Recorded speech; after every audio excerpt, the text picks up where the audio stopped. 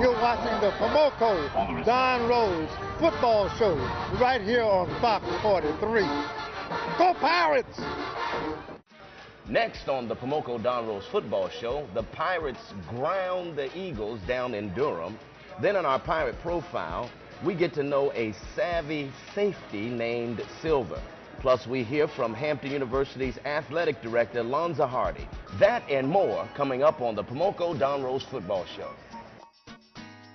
Let's go, guys. Let's go, let's go, let's go, let's go. Let's go, let's go. Come on.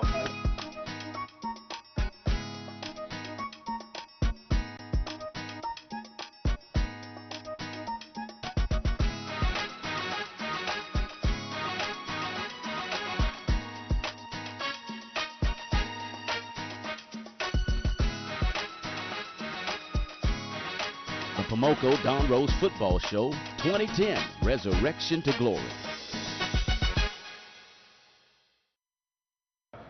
Welcome, I'm Jerome Barber, and I'm joined with Coach Don Rose. Welcome back off the road, Coach. Glad to be back. Glad to be home. Glad to be home. Another road trip, but another successful W. Yeah, I tell you, this is our fourth road trip, and like I said, it's good to be back home. But you know, we went down there for business, and I think the North Carolina Central, my hat goes off to Coach Rising. They played a great game, and they had us on the ropes, but you know, we kept fighting. Well, let's get into the details, Coach. Let's talk about this game against the Eagles. One of the challenges in coaching is looking at stats, and one of the big stats that coaches focus on is the giveaway takeaways. Okay. That being a challenge, you always talk about protecting the football, and especially when you're on the road.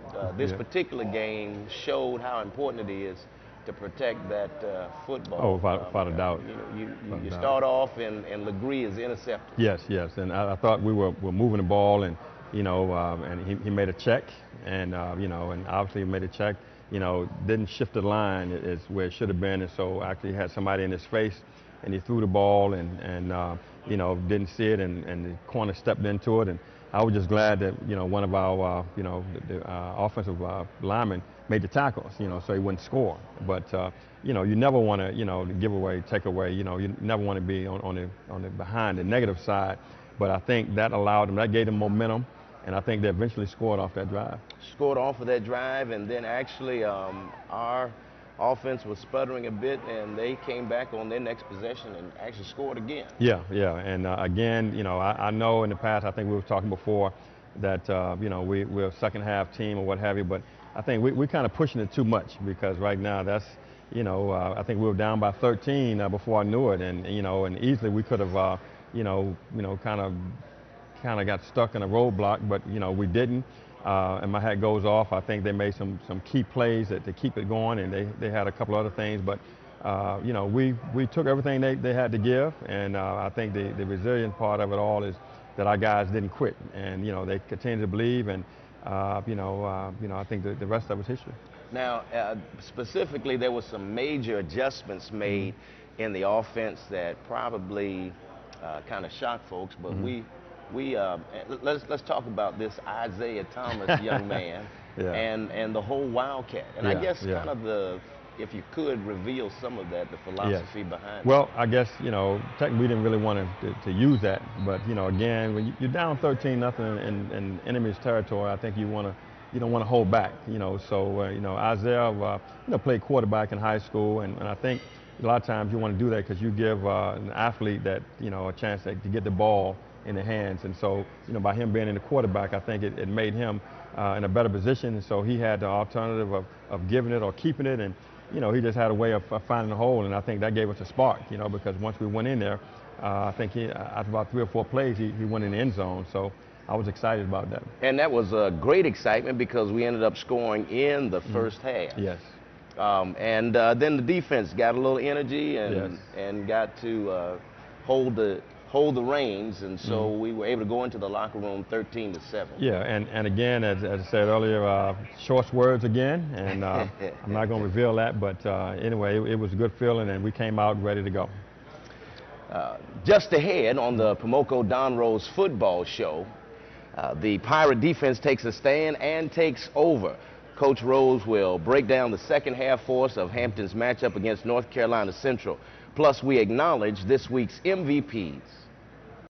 The right team, the right players, the will to win your trust. Trust in the products we sell, trust in the service we provide, and trust we'll give you the best price and the best value. The team is Pomoco. The products, Chrysler, Jeep, Dodge, Ram, Nissan, Lincoln, Mercury, and used cars of all makes. Guaranteed service for all models provided by factory-trained technicians. And we've won the trust of generations. Let us win yours. Pomoco, the power of more. Of course. Are you sitting at home right now in front of the TV? Come catch your favorite sporting events at NASCAR Sports Grill, located in the power plant in Hampton. We cover everything, including college and pro football, basketball, Major League Baseball, NASCAR, UFC, and more. With our 40-plus high-definition televisions and over 40 feet of high-definition projection screens, NASCAR Sports Grill is second to none. The party is always happening. We have a 4,000-square-foot deck that features live music on the weekends and a full menu of great food. With so much going on, why are you not at NASCAR Sports Grill?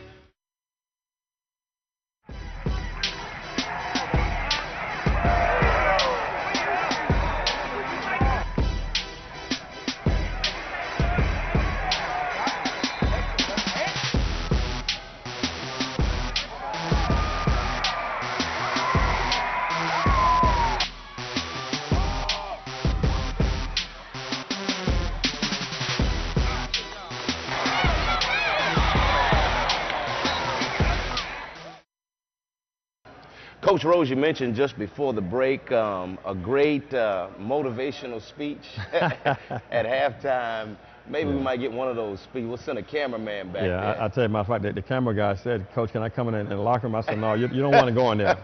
But you know, it's just whatever needs to be said, you know, is said, and you know, get the guys going. And like I said, I'm trying to get my formula right where I can put it in their food the beginning of the game, so we can play like that the second half in the first half.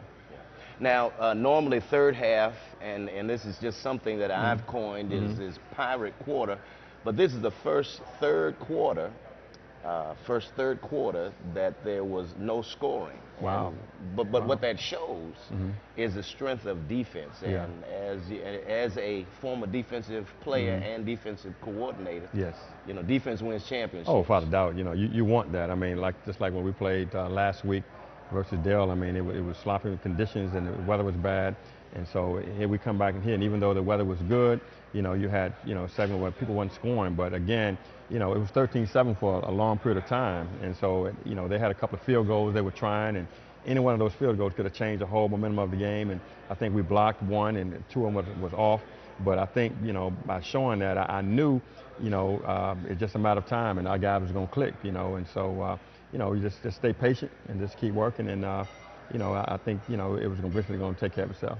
Fourth quarter rolls around, and Isaiah Thomas is still in that position. Yes, yeah. I think Isaiah, well, like I said, now he's a great athlete and real low-key, humble guy. He's also one of my leaders, and you know, he just kind of took it upon himself. And you know, we had that particular play was like a reverse, and we had worked it. And, you know, we're working in practice, and you know, he has the choice of either keeping it or throwing it.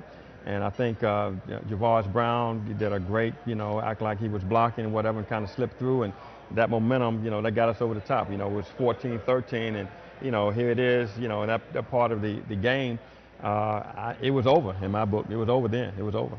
Now the Eagles were still scrapping, and they actually tried a fourth down attempt. Yes.